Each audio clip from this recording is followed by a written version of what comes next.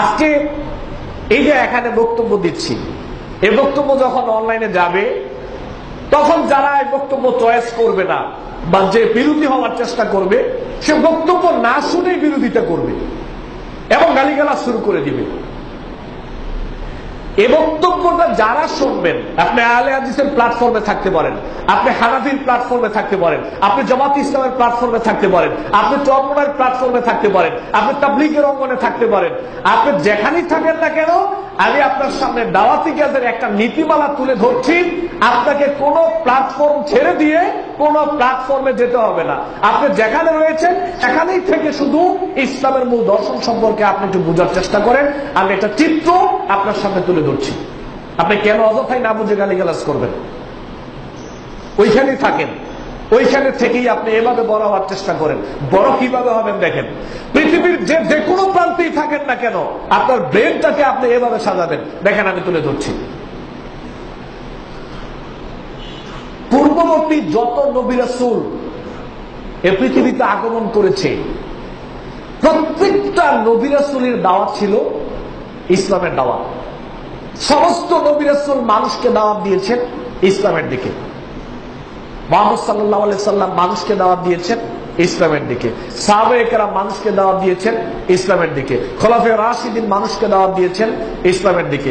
যত সাহাবী পৃথিবীতে ছিলেন সমস্ত সাহাবায়ে কেরাম মানুষকে দাওয়াত দিয়েছেন ইসলামের দিকে। ইমাম আবু হানিফা রাহিমাহুল্লাহ মানুষকে দাওয়াত দিয়েছেন ইসলামের দিকে। ইমাম শাফি রাহিমাহুল্লাহ মানুষকে দাওয়াত দিয়েছেন ইসলামের দিকে। ইমাম আহমদ বিন হাম্বল রাহিমাহুল্লাহ মানুষকে দাওয়াত দিয়েছেন ইসলামের দিকে। ইমাম মালিক রাহিমাহুল্লাহ মানুষকে দাওয়াত দিয়েছেন ইসলামের দিকে। যত তাবী ছিল, তাবে ছিল, পূর্বে যত বড় বড় আলেম পৃথিবীতে এসেছে, ইতি হয়ে গেছে, সবাই মানুষকে দাওয়াত দিয়েছিল ইসলামের দিকে। এবার খেয়াল করেন, আজকের বাংলাদেশের মানুষ বিভিন্ন ধর্মে আমরা বিভক্ত। যে কোনো ধর্মের অনুসারী প্রত্যেকেই নিজস্ব ধর্মে অবস্থান করে মানুষকে আমরা নিজস্ব ধর্মের দিকে আহ্বান করছি। এটা প্রত্যক্ষভাবেও হতে পারে, পরোক্ষভাবেও হতে পারে। যে কোনো ধর্মে রয়েছি, মানুষকে আমরা ওই ধর্মের দিকে আহ্বান করছি। এবার যারা আমরা মুসলিম, আল্লাহ সুবহানাহু ওয়া তাআলা আমাদেরকে বলেছেন তোমাদের জন্য নির্ধারিত হচ্ছে, তোমাদের জন্য নির্দিষ্ট করে দেওয়া হয়েছে, তোমরা মানুষকে শুধুমাত্র ডাকবে ইসলাম ধর্মের দিকে। আমার বিষয়টাকে আমি সাজাইলাম। এবার দেখেন, এখান থেকে মূল পয়েন্ট শুরু। আচ্ছা, সবাই তো ইসলামের দাওয়াত দিয়েছে, আল্লাহ বলছে ইসলামের দাওয়াত দেওয়ার জন্য। বাংলাদেশের ইসলামিক দল, ইসলামিক মত যত কিছু রয়েছে সবাই মানুষকে দাওয়াত দিচ্ছে ইসলামের দিকে। এবার একটা জিনিস খেয়াল করেন, এবার প্রশ্ন হচ্ছে ইসলাম মানে কি? সবাই মানুষকে ইসলামের দিকে ডাকছে। এবার আমি যদি প্রশ্ন করি ইসলাম মানে কি, এই ইসলাম মানে কি, এইটার মধ্যে যদি সারা বাংলাদেশের মুসলিম একমত পোষণ করতে পারে তাহলে কোনো দলাদলি হবে না। দলাদলি থাকলেও কম থাকবে, কিন্তু আগে একমত হতে হবে ইসলাম মানে কি।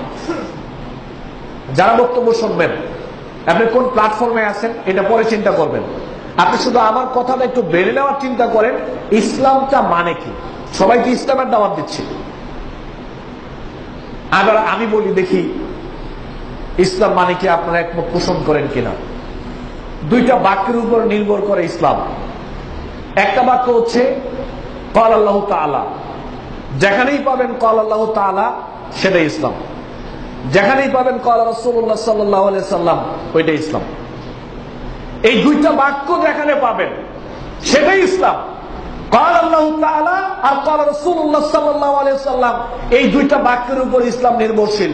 এর বাইরে পৃথিবীর যত বড় মানুষ হোক না কেন, যত বড় আলেম হোক না কেন, যত বড় আল্লাহ হোক না কেন, যত বড় পীর সাহেব হোক না কেন, বুজুর্গানে দিন হোক না কেন, এর বাহিরে কোনো কথা নাম ইসলাম নয়। যদি এ কথায় আমরা ঐক্যমত পোষণ করতে পারি তাহলে মুসলিমদের মধ্যে দলাদলি কমে যাবে।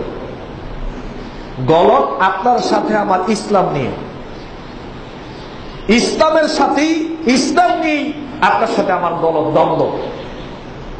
যদি আপনি মনে করেন ইসলাম মানে হচ্ছে আসমানের কথা, জমিনের কোন কথার নাম ইসলাম নয়। এই কথার সাথে আপনাকে একমত পোষণ করতে হবে।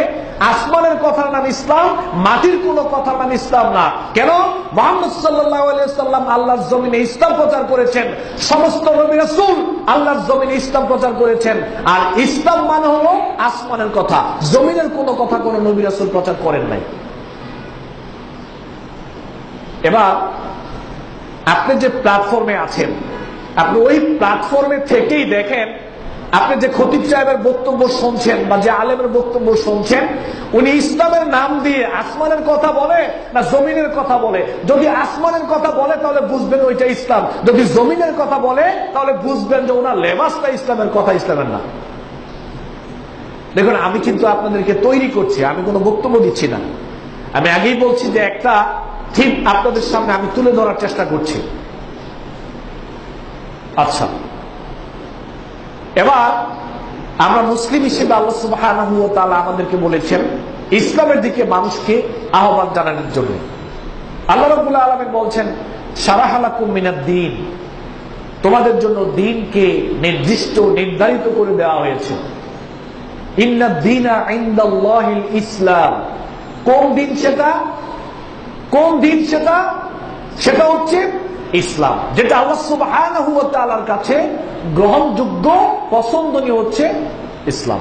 এটা তোমাদের জন্য নির্দিষ্ট, নির্ধারিত।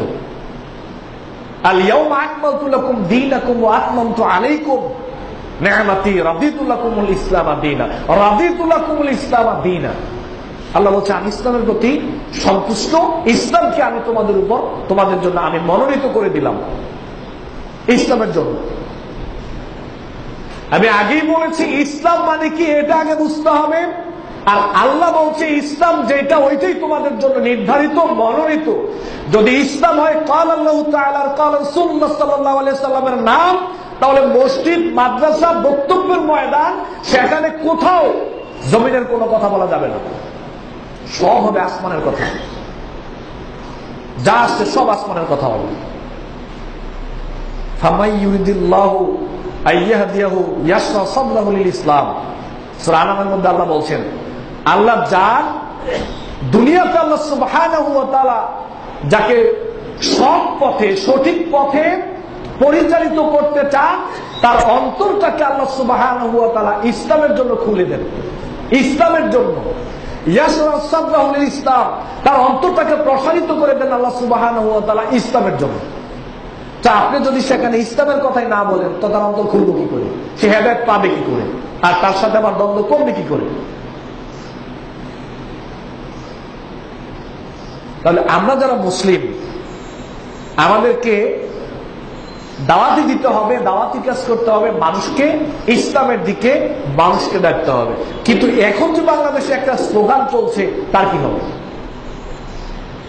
ধর্ম যার যার, উৎসব সবার। ধর্ম যার যার, উৎসব সবার। একথা যদি কোনো মুসলিমের জবান দিয়ে বের হয়, তাহলে আপনি তাকে কি বলবেন? এক তো হলো আলেম ওলামা যারা, ওনারা তো ইসলাম হিসেবে বোঝাচ্ছেন জমিনের কথার নাম ইসলাম। আরেকদিকে সাধারণ মানুষ যে ইসলামের ক্ষতি যাচ্ছে, সে আবার একদিকে স্লোগান দিচ্ছে ধর্ম যার যার, উৎসব সবার। তার মানে বাংলাদেশের বেশিরভাগ মানুষ ইসলাম মানে কি এটাই বুঝে না। ইসলাম মানে কি? কোন মানুষ কালেমা পড়ার পরে সে যদি বলে আশহাদু আল্লা ইলাহা ইল্লাল্লাহু ওয়া আশহাদু আন্না মুহাম্মাদুর রাসূলুল্লাহ সাল্লাল্লাহু আলাইহি ওয়াসাল্লাম, এই ঘোষণা যদি কেউ কোনোদিন দেয়, তো সে কখনো বলতে পারে না ধর্ম যার যার, উৎসব সবার। এই কথা তার জবান দিয়ে বেরোতে পারে না। এই কথা যদি আপনি জবান দিয়ে বের করেন ধর্ম যার যার, উৎসব সবার, তাহলে আল্লাহ না করুক, আল্লাহ না করুক, নাউযুবিল্লাহি মিন যালিক, জেনে শুনে যদি স্লোগান আপনি দেন, আপনার ঈমান চলে যাবে, ঈমান থাকবে না, ঈমান চলে যাবে। কোন পিসাব আপনার ঈমান ধরে রাখতে পারবে না, কোন আলেম, আপনার পিতামাতাও আপনার ঈমান ধরে রাখতে পারবে না। এত দ্রুত আপনার ঈমান চলে যাবে যদি বিশ্বাস করেন আপনি ধর্ম যার যার, উৎসব সবার। হয় কি করে? বিয়ে করবেন আপনি আর বউ হবে সবার, এটা অসম্ভব ব্যাপার, অসম্ভব। নাউযুবিল্লাহি মিন যালিক। মেয়ে একজনের আর মেয়ে হবে সবার, বউ একজনের, বউ হবে সবার, অসম্ভব, এটা হতে পারে না। শয়তান কোথায় আঘাত করছে আমাদের, আর গতানুগতিক যেদিকে যাচ্ছে, মানুষের অনুসরণ করতে করতে এমন অবস্থা হয়ে গিয়েছে, মানুষকে ভালোবাসতে বাসতে এমন অবস্থা হয়ে গিয়েছে, দুনিয়ার প্রতি লোভনীয় হয়ে যাওয়ার কারণে এমন অবস্থা হয়েছে, কোনটা ভুল আর কোনটা শুদ্ধ এটাও এখন ধরতে পারছি না। গন্ডালিকা প্রবাহে যা মন চাচ্ছে তাই বলছি, যা চাচ্ছে তাই দিচ্ছি, যেখানে খুশি সেখানে আমি আছি। আর এই স্লোগানটা শুধু শোনা যায় বেশি পূজার সময়, ধর্ম যার যার উৎসব সবার। মুসলিমদের কোন উৎসবের সময় স্লোগান শোনা যায় না। সম্মানিত উপস্থিতি, আল্লাহ সুবহানাহু ওয়া তাআলার বক্তব্য হচ্ছে আমার আপনার দিন হবে ইসলাম, ধর্ম হবে ইসলাম, এবং মানুষকে ইসলামের দিকে আহ্বান করতে হবে। তাহলে যারা বক্তব্য শুনছেন, যারা বিরোধিতা করেন, আপনাদের প্রতি আমরা আহ্বান জানাচ্ছি, ইসলাম মানে কি এটা আগে জিজ্ঞেস করেন। আপনি যে প্ল্যাটফর্মে থাকেন না কেন, সেখানে এটা বলেন যে ইসলাম মানে কি। ইসলাম মানে হচ্ছে ক্বালা আল্লাহু তাআলা, ইসলাম মানে হচ্ছে ক্বালা রাসূলুল্লাহ সাল্লাল্লাহু আলাইহি ওয়াসাল্লাম। এই কথার সাথে যদি আপনি একমত হন, আপনার সাথে আবার বেশি দ্বিমত থাকবে না, দ্বন্দ্ব হবে না। আর যদি এই কথার সাথে আপনি একমত না হয়ে আপনি এটাও বলেন যে এই দুইটা বাক্যের বাহিরেও জমিনের কোন আলেমের কথা নাম ইসলাম, তো কিয়ামত পর্যন্ত আপনার সাথে আমার দ্বন্দ্ব থাকবে।